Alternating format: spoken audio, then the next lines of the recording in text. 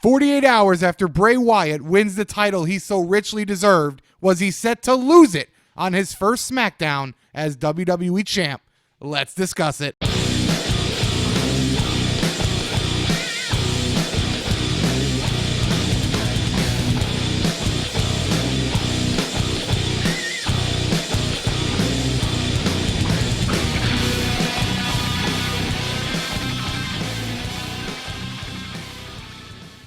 Want to start by welcoming everybody back to the Rigsby's channel for the Smackdown Live review and results show.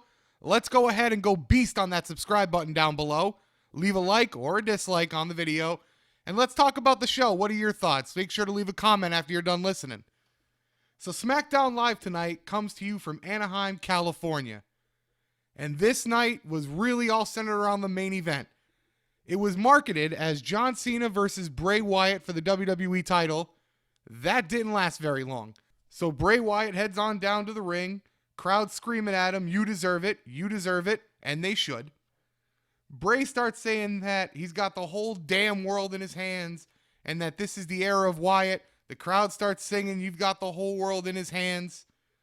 Says he can lead you to the promised land, he can sing you a beautiful tune, but if you stand in his way, he will burn you to the ground. Typical Bray Wyatt, gotta love him. Quite frankly, he's one of the top 3 characters in the damn company. Cena then comes out and does typical John Cena things, talking about how you don't deserve anything and you have to earn everything. And it's been the same shtick for how many years? It's why a lot of people hate John Cena. So nothing here was going to change it. It's typical John Cena. But after he does his shtick, AJ Styles comes out. And AJ Styles talks about how John Cena's trying to cut the line for a title match, and how he doesn't understand being a normal person like Styles or anybody else, which was a little interesting, kind of felt babyface, but it is what it is. Anyway, Styles says he wants the first rematch because he was guaranteed it, and they didn't say that Elimination Chamber was his rematch. So Daniel Bryan comes out. And Daniel Bryan's solution, let's go ahead and have a triple threat match. So the main event is now going to be Bray Wyatt versus John Cena versus AJ Styles in a triple threat match for the WWE Championship. This triple threat could honestly be a WrestleMania main event. I'm not bitching. I'm going to love it here on SmackDown tonight, and we're going to go over it next. We're not even waiting. I don't have a problem with it putting it here and not waiting for a pay-per-view for any reason because it makes sense. Both guys want the rematch clause. They don't want to keep it hanging over his head, so just get it done one shot. Also, I want you to keep this in mind, that AJ Styles never is going to get a one-on-one rematch. Now, does he win the title? Let's discuss it. So I was thinking going into this that we haven't seen Luke Harper or Randy Orton at all in this show yet. And boy, was that about to change. So Cena's made his way to the ring and Styles has made his way to the ring. And now Bray Wyatt is coming down to the ring. He goes to do his blow out of the lantern and the lights coming on the steps. When the lights come on, Luke Harper is just standing there, looking as only Luke Harper can. Bray Wyatt's kind of looking at him, not sure what he's going to do. Luke attacks Bray. Luke's beating down Bray, gives him a beautiful super kick, an absolutely gorgeous super kick. And Bray's going to wind up dead on the floor for the first few minutes of this match. Styles and Cena actually going to start at one-on-one. So they went to break right after the Bray situation, and when they come back from break, Styles and Cena are going at it. Cena gets shot into the ropes. Bray grabs him, pulls him outside. They all start fighting outside. Cena gets whipped into the steps, and he's out. So now Cena's dead, and it's going to be Bray and AJ in the ring, and they go at it for several minutes. Bray ends a wicked clothesline on AJ Styles, which knocks him out, which brings Cena back in the ring. They only go at it for about a minute. Cena gets one of his shoulder tackles. AJ Styles immediately gets back into the ring. Cena gets him in an AA real quick. 2 count. Styles didn't do the usual few minutes playing dead. I like that. You get so used to these triple threat matches where one guy has to play dead for a few minutes and another guy has to play dead for a few minutes. Then the other guy has to play dead for a few minutes so everybody can get their stuff in a one-on-one, and then it ends in calamity. They didn't necessarily go that route, and I like it. It changed up a little bit, makes the match more intriguing. So eventually, Cena's going to run into his sister Abigail. This is only about the midway point of the match. And Cena doesn't kick out. Styles breaks up the pin. Interesting that they're protecting the Sister Abigail in this match by having it broken up, not kicked out of. Keep that in mind. This is, to this point, an excellent title match. It has got your interest. The crowd is into it like crazy. Fantastic stuff. They go to commercial after the breakup of the Sister Abigail. And when they come back, Bray Wyatt is immediately laid down on an announcer's table. Styles does a splash from the barricade. The table doesn't break. So the crowd's chanting one more time. And you know he's going back up to that barricade. And it's exactly what he did. This time he does a senton. The table breaks. So we're having spots. We're having physical action. Again, a tremendous title match for a Smackdown. Great stuff. There's nothing else I can say in terms of the quality of the match. So they're back in the ring, and Styles goes for the phenomenal forearm on Cena, but gets him in position for AA. When he's going to perform it, Styles rolls into a calf crusher. So he's got him in the calf crusher for a few seconds. Cena then reverses the calf crusher into the STF, and it's appearing that AJ Styles is going to tap out when Bray Wyatt does a running senton onto John Cena to break it up. Going further on, Cena then gets the AA on Wyatt, 2 count. Cena then goes to get Wyatt again. Styles comes in, does a Styles clash on Cena, 2 count. The only criticism I have of this match is the continued use of finisher kickouts. And this is something, if you go back to the first video I made, it was one of the main sticking points I have. It's getting to a point where you got to bring a gun to the ring. This is the only way you're going to get somebody to not kick out. Other than that, I have nothing bad to say. Styles then, he's going to go for his phenomenal forearm. This is the end of the match. He has a slip. Cena knocks him off. Quick Sister Abigail to Cena. Wyatt wins clean. Bray Wyatt retains the WWE Championship. I kind of thought it was obvious, but a great match and the right call. Randy Orton comes out. He has a nice, long, slow entrance. They build the anticipation. What's he going to say? And before Randy Orton says anything, they both stare at the WrestleMania sign. Randy has a mic, and all he says is that he can't and won't face Bray Wyatt at WrestleMania, as he is the leader of the Wyatt family. He is the master, and that he, Randy Orton, is the servant. He even gets on both knees, putting out his arms in front of Bray Wyatt as Bray just laughs and then says, "You have the keys to the kingdom." And the show is going to go off the air with Randy Orton posing behind Bray Wyatt.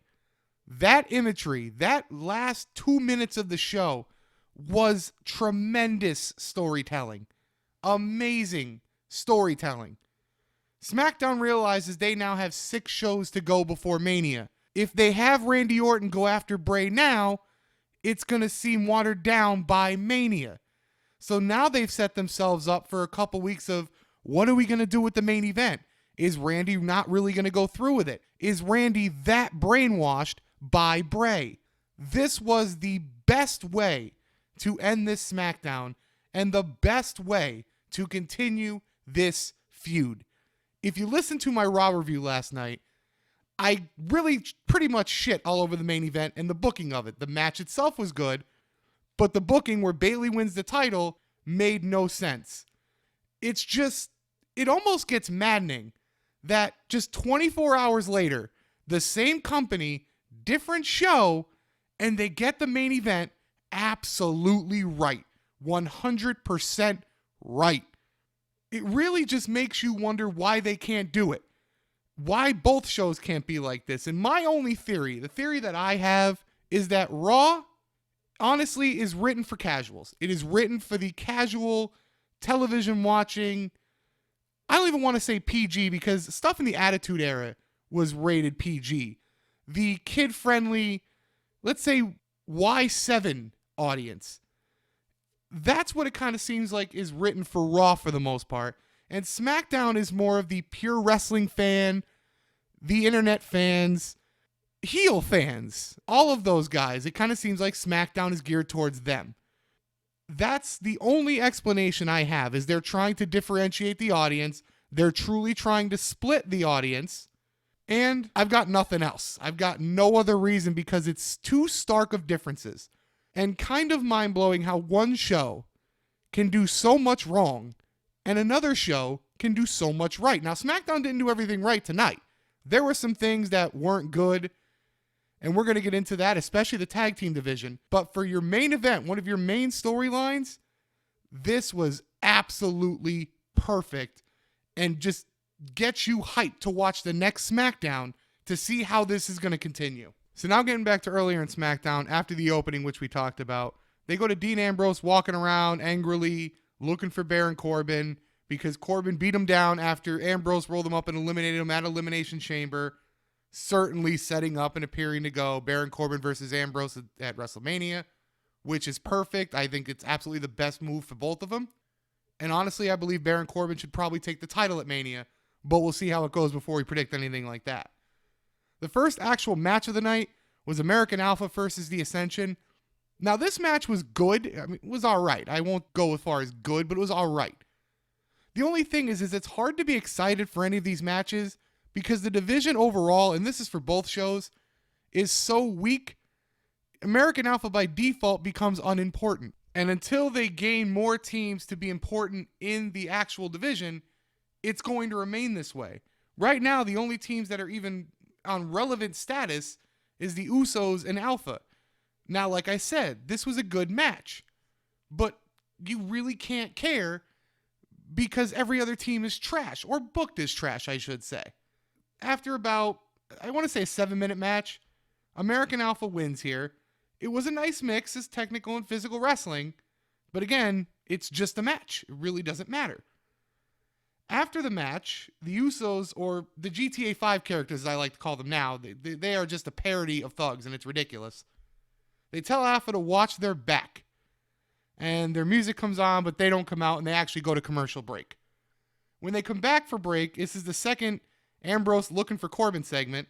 He finds Ellsworth and kind of runs Ellsworth down a little bit for how he looks, and then says, let me give you 5 cents of advice. Carmella's using you. So Daniel Bryan comes around, and Dean is like, where's Baron Corbin? I need to find Corbin. And Bryan says, I don't know. And then Ambrose says, can I at least beat the crap out of this guy? And then Bryan says, well, you two have had an issue, and I see what happened on Sunday, so he books the match for Ellsworth and Dean Ambrose.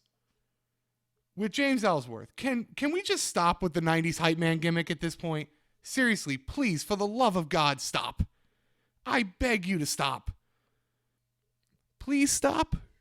And after this is a commercial before they go with the match. Man, they had a lot of commercials in the first half of this show.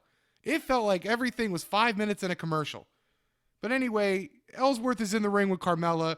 He plays hype man gimmick again for Carmella. Ambrose music hits. He doesn't come out.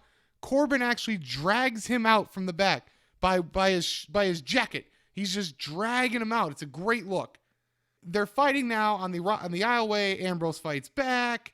He's going to run at Corbin. Corbin's going to give him a deep 6 on a hidden table, and then an electric explosion one of the fake electric explosions. They actually triggered it before he even hit the table. It was kind of funny.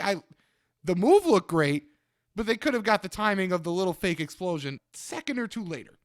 Corbin is going to be a WWE champion soon. I think before the end of 2017, Baron Corbin is going to be the WWE champion. This guy is just too good of a heel. He's too good of a badass.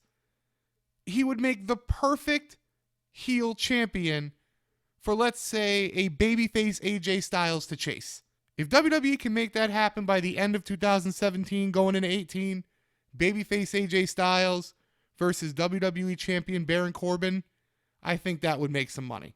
So moving forward, Nikki and Natty are going to have another bitch fight. Nikki's talking to Daniel Bryan. Daniel Bryan's basically saying, this has got to stop with you two. Nikki says, she's always attacking me. I got to defend myself. Natalya comes in and says she always gets what she wants, blah, blah, blah, blah, blah. It's the same thing. I like the rivalry. I can never get catfight and bitch fight out of my mind when these two are going at it. All that happened here is that Daniel Bryan books for next week Natalya versus Nikki Bella in a Falls Count Anywhere match. For a girl with a neck problem, they're booking her in some physical matches. She can't be that hurt. And quite frankly, I do enjoy how SmackDown likes to lead you in within the show you're watching for something going on next week. It feels like they're always moving forward while living in the present, and you like that aspect when you're producing a show. Raw, on the other hand, really doesn't do that. They've tried it this week with Braun Strowman versus The Big Show. No, thank you. Now, this was the night of interviews because after this, Baron Corbin gets to have an interview with generic female interviewer. I won't even say her by name. I can't stand her. I can't stand most of the interviewers WWE has now. They're like female robots. It's absurd. Basically, he's asked for an explanation as to why he did what he did to Dean Ambrose. Corbin just says that people can't be that stupid. Ambrose cost him the title. He sent Ambrose to the hospital. Love it. Short and sweet. That's it. Move on. Next is Renee Young with Dolph Ziggler. Again, this is the interview show. So many of them. Ziggler basically says that the new generation thinks they're going to replace him. Only sore losers, because he was called a sore loser, was Kalisto and Cruz. Says no one steals the show like him. They basically did a similar thing like this last spring with Sheamus, with Apollo Crews and the new era and the new generation crap. It seems like they're basically trying to do the same thing with Dolph Ziggler now, which is kind of disappointing. There's so much more he can do than basically saying the new era is trying to take his spot. That was overplayed when it wasn't played. Now that it's been played, it's even worse than overplayed at this point. Just stop. Just don't do it. Please don't do it. So after the 3 consecutive interview segments, yes, 3 consecutive, we go to a Becky Lynch versus Mickie James rematch. Now, up until the commercial break for this match, it was almost move for move identical to Elimination Chamber. You get that a lot with these quick rematches from pay-per-views to the next live show. They will basically do the same thing because that's what they've already rehearsed, and that's what they've been doing either on live shows or on Smackdowns or Raws, etc. So they'll just stay in the comfort zone. And it appeared for most of this match that's exactly what these two women were going to do. Towards the end of it, though, they didn't. They changed up their spots. Mickey's going to get knocked out of the ring. She's going to play a shoulder injury. Becky's going to roll her in the ring. The ref starts holding her back. Of course, Mickie was faking here. She delivers a Mick kick, and she pins Becky. It's a solid match. It really was a solid match. They even had a spot earlier in the match. This is where it started switching up from the match at Elimination Chamber, where they did the running clothesline each other on the outside, and both women fell hard. It started getting very physical towards the end. And then, of course, they did the fake injury part. Now, normally 50-50 booking is never good. Normally. There are exceptions. When the two finishes are a roll-up and a fake injury like this, it's okay because you know there's going to be a deciding factor match. Normally, in this type of scenario, somebody's going to come out on top of the feud, and this type of 50-50 is okay. It's the 50-50 that killed Dolph Ziggler's career, that hurt Zack Ryder for a little bit, that's hurt so many guys' career, where you win a match, you lose a match, you win a match, you lose a match, clean. When there are two fuck finishes like this, that's not a problem. I honestly wouldn't be surprised if Mickie James, Becky Lynch, Alexa Bliss, and Naomi, the latter two we're going to discuss next, wound up on the pre-show of WrestleMania in a fatal 4-way match for the women's title. I'm afraid that both women's title matches at WrestleMania are going to be multi-woman matches with maybe only one getting on the actual show. That's where this appears it's going. I just hope that one of them can actually be a one-on-one match. I'm not a huge fan of a lot of multi-person matches at WrestleMania. To me, it's just kind of a cop-out. You just try to get everybody on the card, and it breathes less into a rivalry and just breathes less into emotion of the match. Finishing up SmackDown, because we already discussed the main event earlier. Naomi interview here.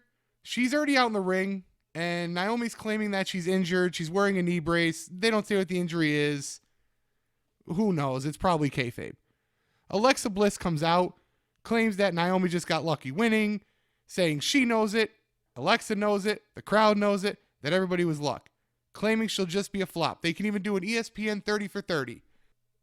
Alexa then finishes that she's given Naomi 1 week. 1 week to be ready for the rematch. And if she's not, she'll either just have Naomi give her the title, or she'll snatch the title from her, because Naomi likes saying she's going to snatch somebody up.